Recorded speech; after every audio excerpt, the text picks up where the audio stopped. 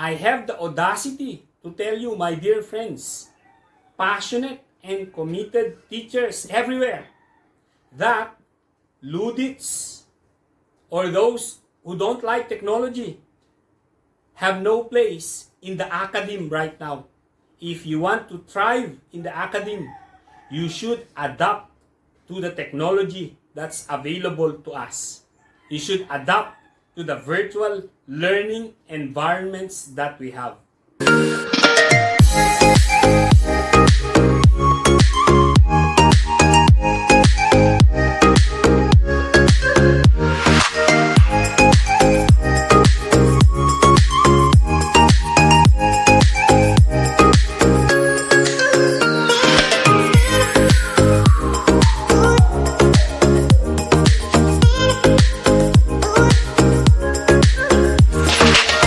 Good afternoon, dear colleagues.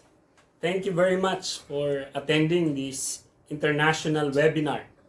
First of all, I'd like to commend Sanjay Gandhi Government Degree College Pilar for spearheading this very timely and significant international webinar.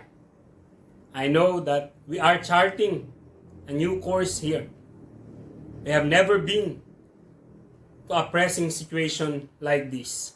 And basically, we have no other choice but to adapt to the new normal.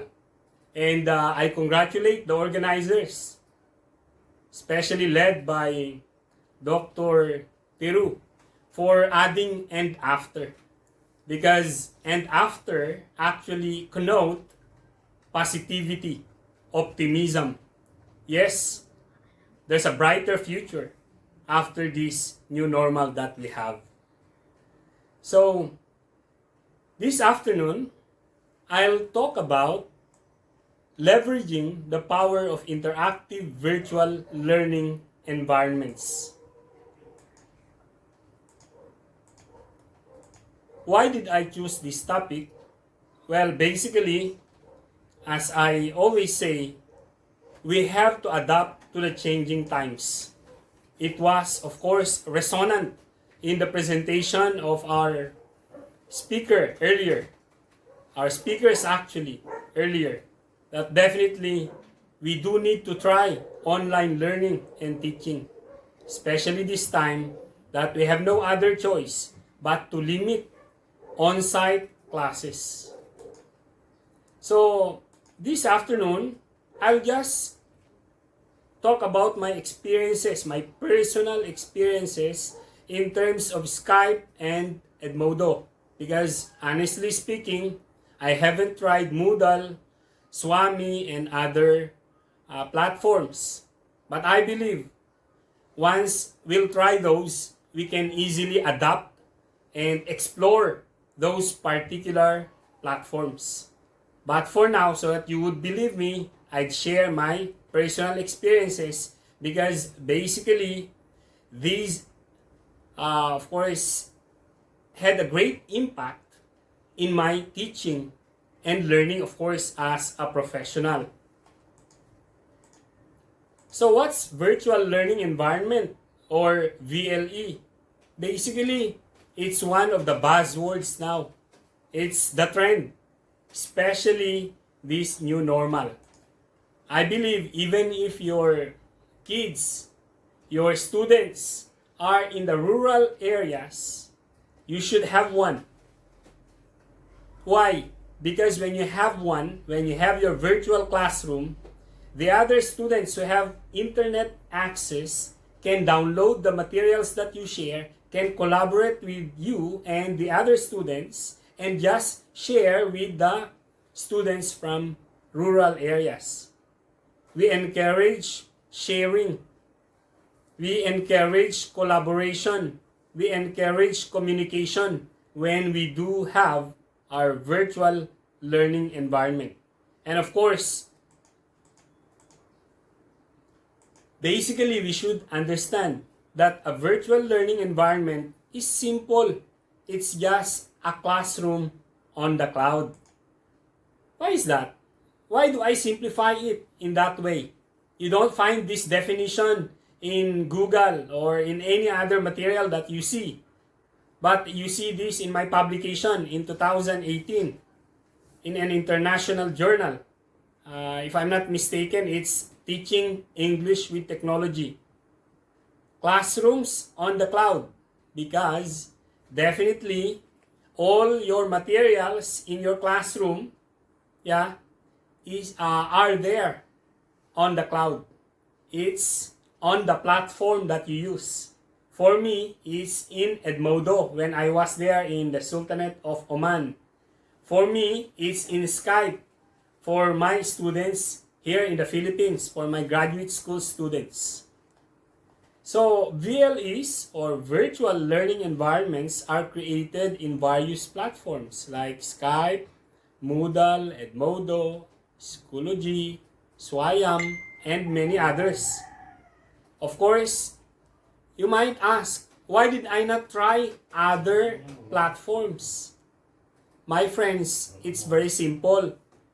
I'm not a wealthy educator. I cannot purchase the platforms that are to be purchased. So I just make use of what's available for free for my students and for me. Recently, my friend in St. Paul University, Philippines, asked me, why don't you use Zoom? Well, before that, I've never tried Zoom. It's only last week that I tried Zoom when I was invited as an international speaker there in India, in Maharashtra.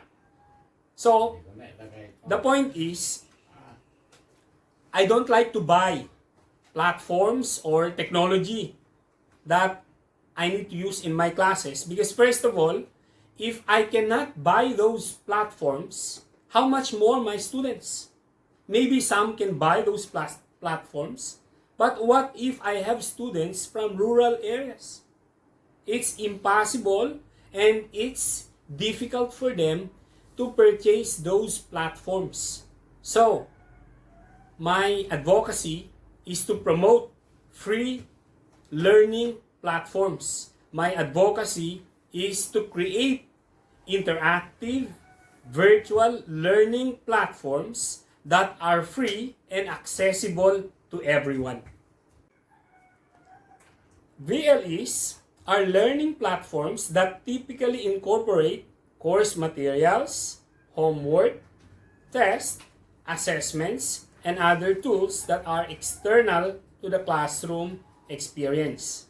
If in your on-site classroom you have bulletin boards, you have a reading nook maybe, you have newspapers, you have books, you have videos, or video clips, you have tapes. Before we had beta tapes or VHS tapes together with the recorders in our classroom. Now, since everything is modern, we do compile all of those that we have, all those materials related to knowledge in one classroom. And of course, it's very possible through the creation of an interactive virtual learning environment. That's why I'm telling you, it is necessary to create a virtual learning environment even if you teach in rural areas. Actually, you might ask me, a doctor, you also teach in a rustic city. Actually, for the information of my colleagues there in the Middle East, in India, in Italy, in Canada, Tuguegarao City is not really a highly urbanized city. It's a rustic city that's progressive.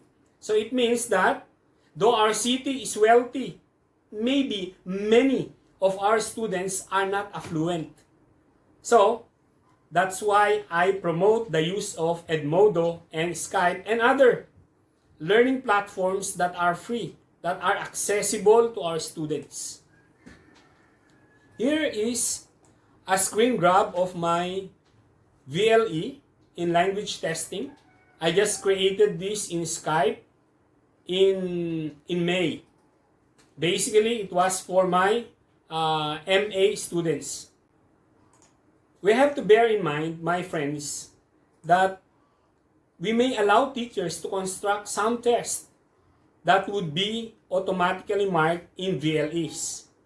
So what's the point? If we create virtual learning environments, we can save time. We do know that teachers like us are busy people. We have families, right? So we cannot spend so much time in marking papers alone because we have other responsibilities. We have particular administrative roles. And sometimes, of course, many of us need to do research. Like here in St. Paul University, Philippines, where I'm teaching now as a part-time faculty in the graduate school, we cannot receive our summer salary unless we submit one research output. So basically, if you don't manage your time, you can submit one research output throughout the year. So, what's the point here? The point is, you have to be smart. Efficient teachers work smarter, not harder. So, there are particular e-tools that we can explore in VLEs. There are many, but I just would like to point out and elucidate two of these. Yeah? Considering our time constraint. So, the first is information storage tool. So, in our on-site classrooms, we have books, we have tapes, we have our monitors, and so on. Here, we put everything on the cloud. We upload everything so that our students can access their homework, their projects, their video clips, their audio clips, even our handouts, anytime they like, wherever they are. That's the good thing there. They may follow their own pace in learning. If at 1 a.m. they cannot sleep, they can access your material if they have internet access. And they can read your materials. Or if they get bored and you have inspirational videos related to your lesson, they can simply access your lessons. They can simply watch the videos. So in that way, you provide opportunities for them to unconventionally learn the lessons that you have in your classroom. According to Springer in 2005, technology is effective in enhancing learning. So, I have the audacity to tell you, my dear friends, passionate and committed teachers everywhere, that luddites or those who don't like technology have no place in the academe right now. If you want to thrive in the academe, you should adapt to the technology that's available to us. Teachers can share with the students the different PDF files of their PowerPoint presentations, the video clips of lessons, homework, essay exemplars, and so on. So now, we can also help preserve our environment. Instead of printing bulky materials, instructional materials, we can maybe just upload these materials. Of course, I'm not telling, my dear friends, don't misconstrue me, don't misinterpret me. I'm not saying that we should not give handouts to our students. We still need to provide instructional materials to our students. But the point is, just provide the most significant. Just provide maybe the condensed forms of our handouts. The other materials, supplementary readings, additional reading materials that we want them to see and read, should be uploaded there on our classroom on the cloud so that they can access it anytime. Teachers can also encourage students to share with everyone. Yeah. With VLE, we can, of course, encourage cooperation and collaboration. As I told you, yes, definitely we have students who cannot access the internet. We have students who have no laptop, who have no smartphone. But there are students who do have smartphones and laptops. So we encourage those students who don't have laptops or computers to visit the students who have laptops and smartphones so that they can learn together. Of course, they should be informed to observe social distancing. We have to bear in mind the words of Al-Khatiri in 2014. VLEs encourage learners' positive attitude towards English. Since you provide them enough materials, subconsciously, they will develop that positive attitude towards English learning. Because in your classes, definitely you encourage them to interact in English exclusively. So, at first, of course, some of them would be hesitant in sharing their ideas, their comments, in raising their clarifications. But believe me, in my experience, students, after some time, participate in your classroom, in the conversation of your virtual classroom, in Skype, or Edmodo, or Moodle. Why is that? Because as they see those students who participate in their virtual classroom, they would be encouraged as well. Okay? Now, of course, there are those students who don't have internet access. Then you tell them that you understand them. You don't chastise them. You don't punish them. But, of course, you encourage them to still visit your virtual classroom with the help of the classmates who are affluent, who have the smartphones, who have the internet connection. Another tool is conversation and collaboration. Yeah, we encourage conversation, communication in our classroom, right? So basically, we have also to remember Al-Khatiri still in 2014 that when our students can express themselves, definitely they would develop that positive attitude towards English learning. Because there's no face-to-face interaction, they have time to construct their sentences. Instead of having a face-to-face conversation with their classmates, and sometimes they have that anxiety in communicating with others, they tend to become afraid of speaking the language. They tend to have a negative attitude towards English. But here in our virtual classroom, definitely they would be encouraged to participate. Why? Because they have enough time to think of what they want to raise in terms of clarifications, to think of what they want to ask you. So basically, you would encourage them to participate, to communicate in your classes. According to Springer in 2005, if you can't reach your students, you can teach them. This rings a bell, right? Especially this new normal. Many universities and colleges compelled all their teachers to have virtual learning environments, to conduct classes online because of this pandemic, because of COVID-19. So since we cannot have on-site classes right now, how can we reach out to our students?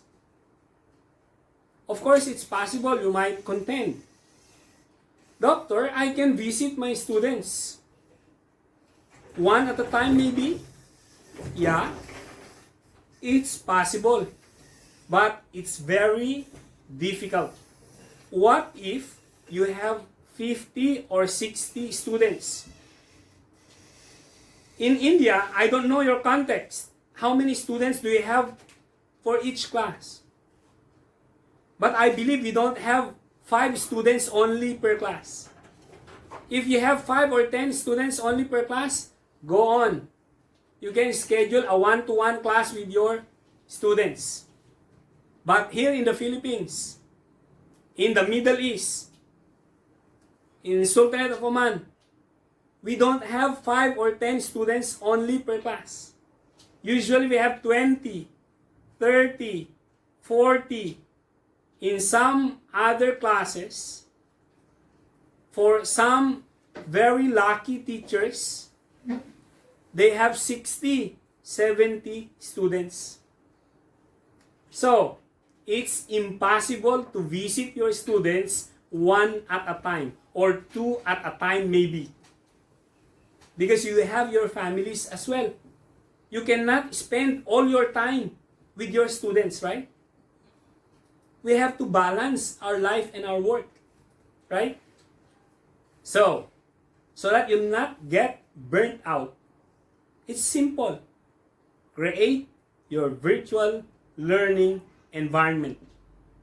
For those students who are in the rural areas, okay, you can visit them. Schedule a particular class or meeting with them. That's good. I salute you for that. But for those students who have internet connection, who have the capability to purchase smartphones, laptops, encourage them to have laptops and smartphones. Tell them, my friends, that in education, you have to invest. Whether you like it or not, you need to invest. If you have the capability, invest. Because you'll have that education for life. So it's a matter of investment. For you teachers, you might say, Doctor, I don't have a laptop this time. I just have a smartphone. Please, purchase one. Invest on your professional development. You cannot easily reach out to your students if you don't have access to technology. With technology, our lives as teachers have become a bit easy. Just to be positive. Of course, there's a challenge in doing so. There's a challenge in creating VLEs, but later I will suggest some tips on how to make your VLEs interactive. Remember, once you have your VLE, it's there on the cloud permanently. So, later on, you would also see your progress. You would also observe your improvement as a professional. As you would still see the videos that you shared, you would still see the handouts that you shared, your assessment, your quizzes, etc. So, for all of you, my dear friends, compassionate and passionate colleagues, invest on laptops, on smartphones, on internet connectivity. Because whether we like it or not, we have to adapt to this COVID-19 pandemic. We have to adapt to the new norms of the new normal. Still on conversation and collaboration, teachers can communicate easily to their students through the conversation feature of VLEs. As I included in that slide earlier, I communicated with my students through Skype. So it was a bit easy for me because anytime I can just access Skype on my smartphone. So I don't need to open my laptop all the time. If I need to have an online class with them, that's the time that I open my laptop. But if I just need to communicate with them, to tell them their requirements, to follow up their progress in terms of their portfolio as teachers, because I handled graduate school students, then I can easily contact them here through our conversation. You might say, Doctor, that's difficult because we don't use Skype. We use Facebook. My friend, Facebook is just the same as Skype. Facebook is just the same as Edmodo. The only thing is, Facebook is mainly for socialization. Skype and Edmodo are primarily for education, for empowerment, for inspiration. With VLEs, virtual learning environments, we can educate our students, we can inspire them, we can empower them.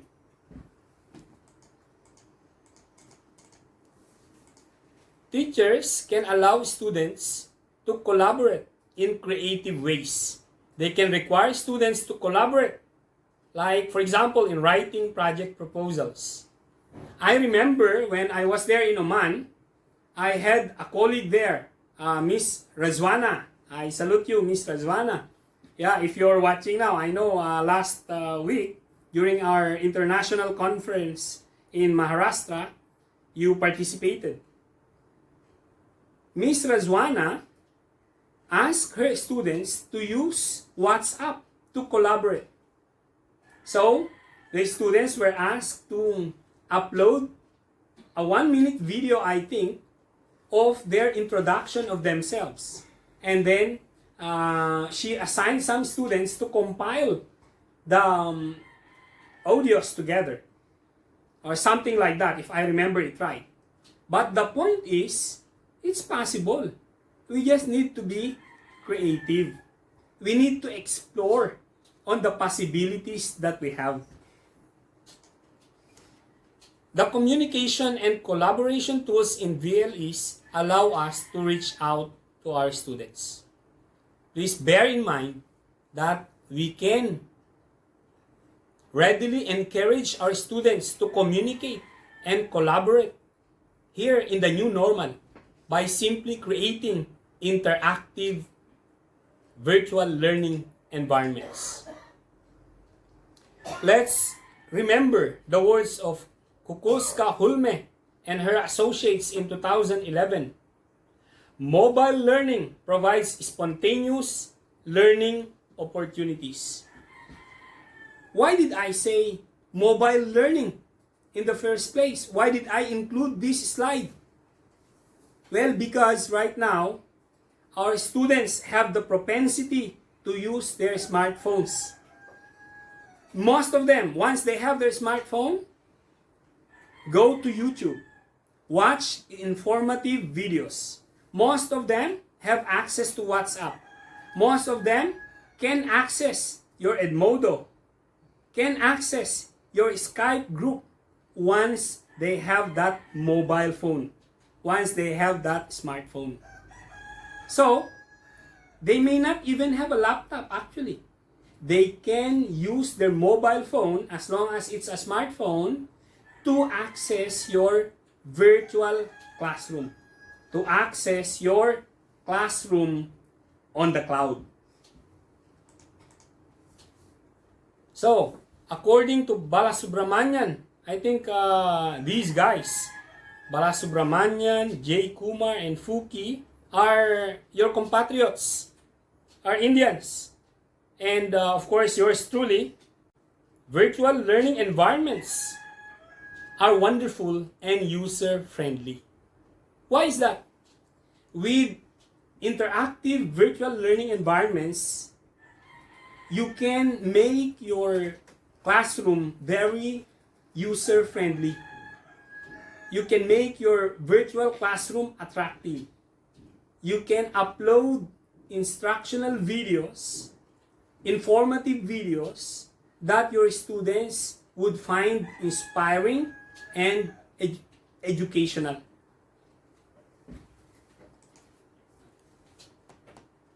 For Enriquez in 2014, Al Said in 2015, and yours truly in 2018, we have found out that virtual learning environments promote effective communication and participation. We have empirical evidence to prove that there's effective communication and better participation if students participate in our virtual learning environment. That means we can make a difference by simply creating interactive virtual learning environments. Skype, Edmodo, and other VLEs facilitate learning by fostering learner autonomy, participation, and communication between the instructors or teachers and students. Let's always remember that these are only possible if we make our VLEs interactive and user-friendly. Yeah? So, what are the tips for making our VLEs interactive and user-friendly? The first is to make the VLE attractive. How do we do it? We upload familiar icons or images related to language and literature, to English. Whether we like it or not, when we learn English, we also learn literature, right? Because we make use of literature in some of the lessons as springboard. So don't hesitate to use verses from poetry, yeah, or beautiful sayings from the essays, for example, of Ralph Waldo Emerson. Yeah. Always be creative. And in doing so, you can make the VLE attractive. Second tip is to upload copies of instructional materials. For example, modules, PowerPoint presentations, and handouts regularly. But just a caveat, don't simply upload your PowerPoint presentations, because for some students, when they download the PowerPoint presentations, the font size and the other technicalities would change. So I suggest that you convert first your PowerPoint presentation into PDF files. Why? Because when you upload PDF files, your students can see the actual format of the presentation that you prepared. So they would appreciate your particular style, they would see the graphics properly, they would read the fonts properly. Because of course, when we use different computers, the fonts may differ. Yeah? I believe those who are using their laptops or computers understand my point here. So to make it simpler, if you are not using your laptop yet or computers yet, just believe me, when you have your PowerPoint presentation, convert it first into PDF files, then upload it. Another good thing there is the PDF file would be smaller. Another tip is to share links of audios and or videos of lessons to leverage the power of blended learning. Of course, especially the principal mentioned that some students do not have access to the internet, right? Some students come from rural areas. Some students live in rural areas. So, we have to be compassionate with them. Yeah?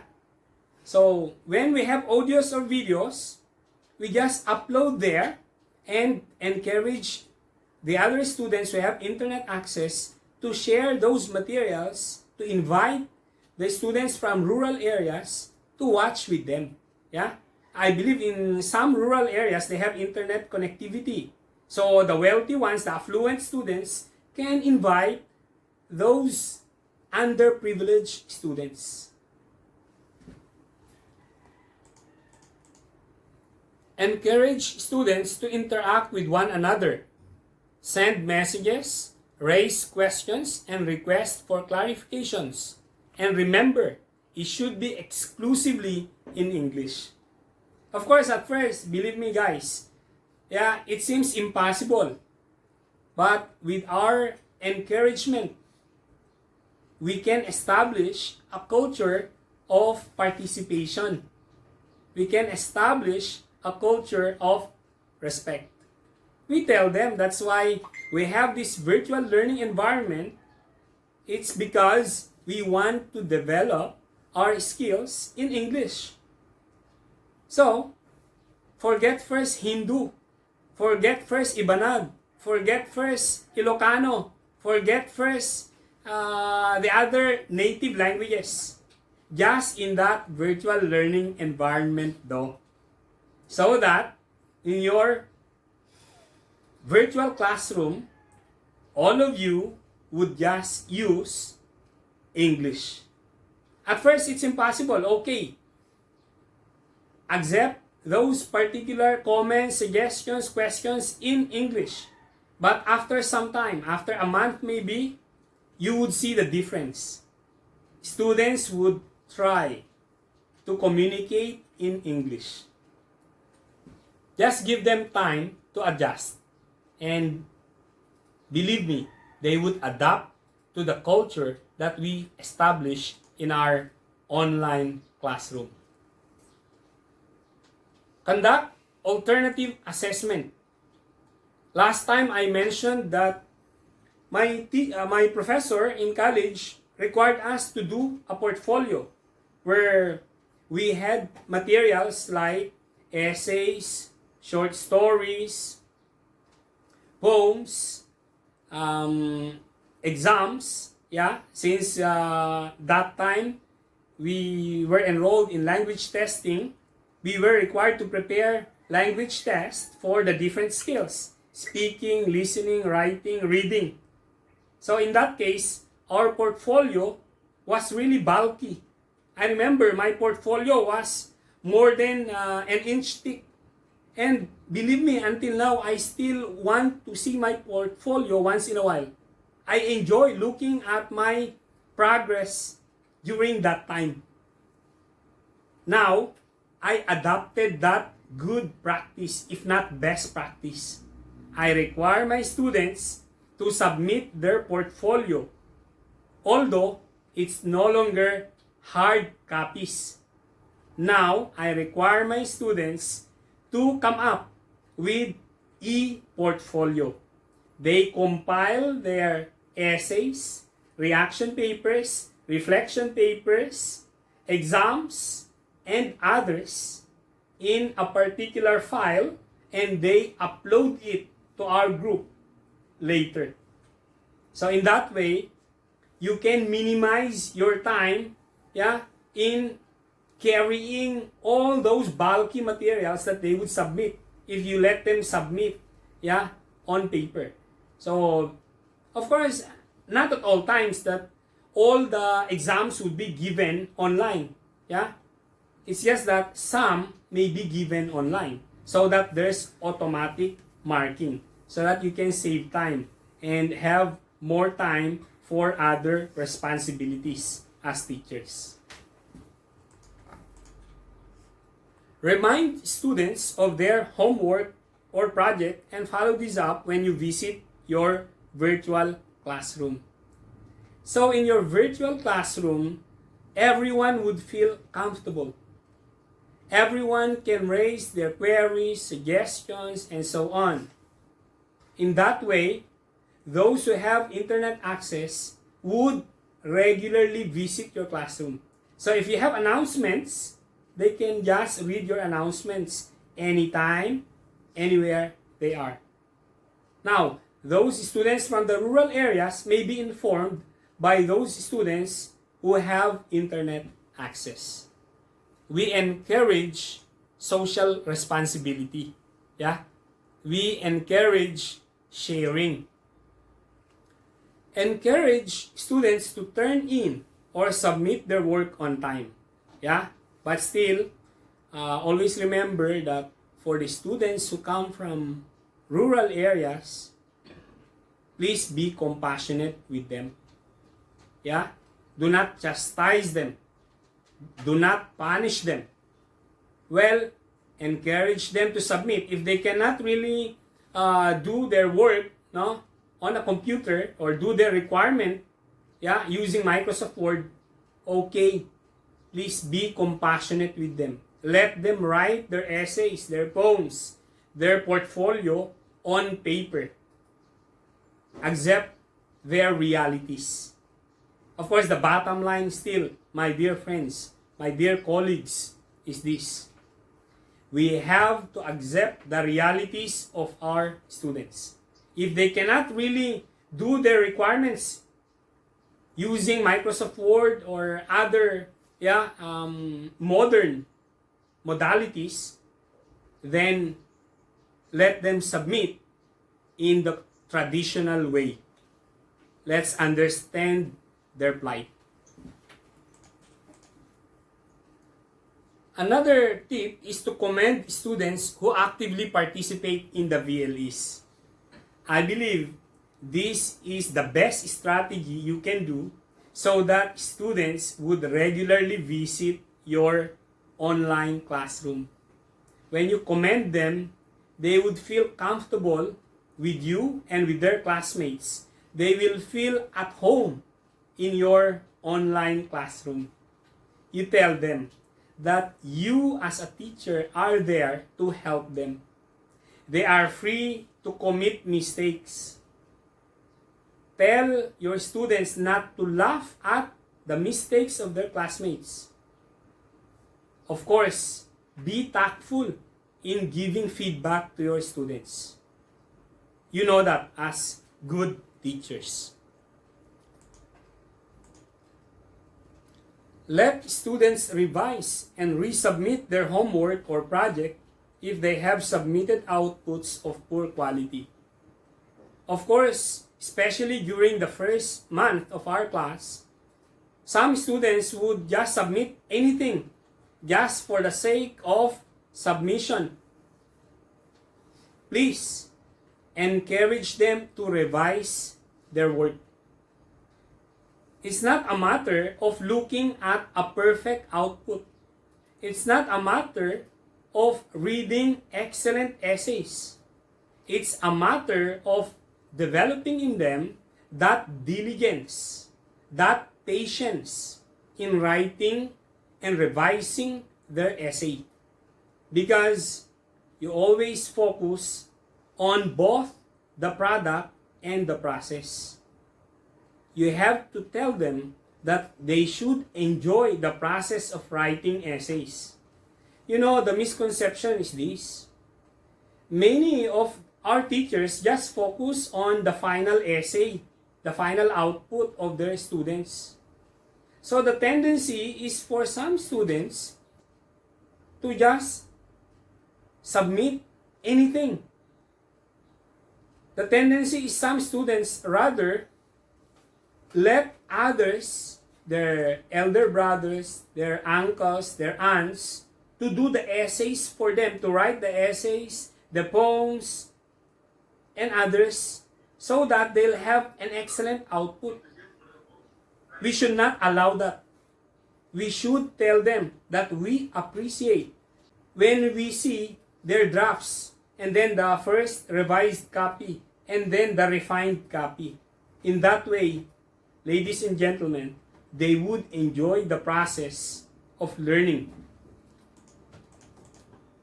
Conduct online polls to let students feel that their opinion and insights are taken into consideration. Remember the communication tool. It's an excellent e-tool that teachers can really use in this virtual classroom. We conduct online polls. Even in LinkedIn, for those who follow me on LinkedIn, you see that I conduct polls once in a while. Why? Because in that way, you can urge your followers, your students, to read your opinion, your insights. And then, at the same time, you elicit their opinion, their insights as well. It cannot be that we just share our insights and they just listen to all our insights. As 21st century educators, we do need to elicit the insights and ideas, opinions of our students. In that way, they'll have a positive attitude towards learning the English language. Let students do some collaborative homework or group projects. Use your creativity. I believe everyone can do this. Collaboration is, of course, easy if you start it during the first month of your classes. Because if you do so, your students would develop that culture of cooperation and collaboration in your language class. The last tip is to encourage students to share great quotes, informative articles, or links to awesome YouTube videos related to their lessons. So, there's that sense of accountability on the part of the students. You tell them, if they encounter informative articles, informative videos that are related to your classes, to your topic or lesson in your classroom, tell them to be generous enough to share those videos, those articles with you in your class, in your online classroom, in your virtual learning environment. Of course, you might tell me, Doctor, what if my students would just keep on uploading materials? Well, that's the good thing in virtual learning environments. As the teacher, you have the authority to approve those videos or articles first. So, in that way, you can filter the materials that they can upload. Of course, some students are naughty. Some are impolite. They keep on uploading anything that are insignificant.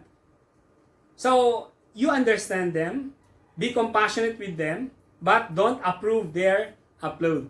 And send them a private message telling them, explaining to them that they cannot simply upload anything that are not related to your topic. So, just a caveat. In creating virtual learning environment, fellow compassionate and passionate educators, we do need passion. We do need to have a genuine interest, concern for our students. Because creating virtual learning environments, creating interactive and user-friendly virtual learning environments really takes time. It's not easy.